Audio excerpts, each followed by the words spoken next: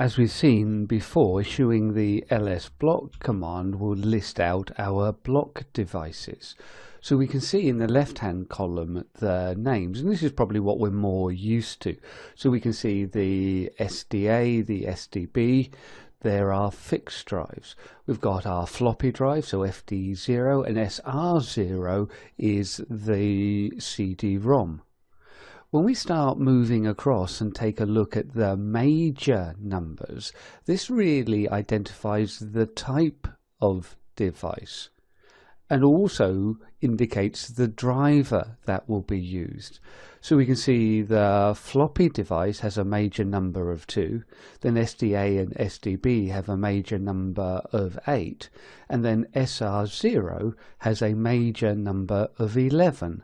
So that indicates the type of device and the driver to be used.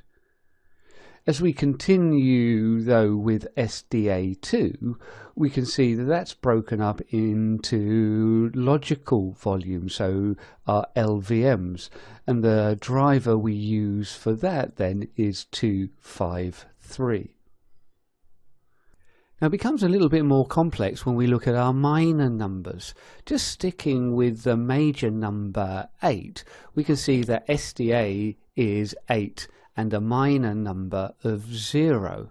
The minor number is continuous throughout that range. So as we then go through and look at the disk SDB, it is 8 and 16. So our disk numbering with SCSI disks and the driver 8 will then give us multiples of 16.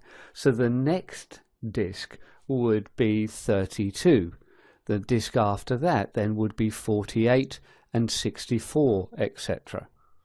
The minor numbers will be the incremental numbers between those 16 values. So we see SDA1 and SDA2 being 1 and 2, but in many respects that's oversimplified because of course they are the first partitions on the first drive.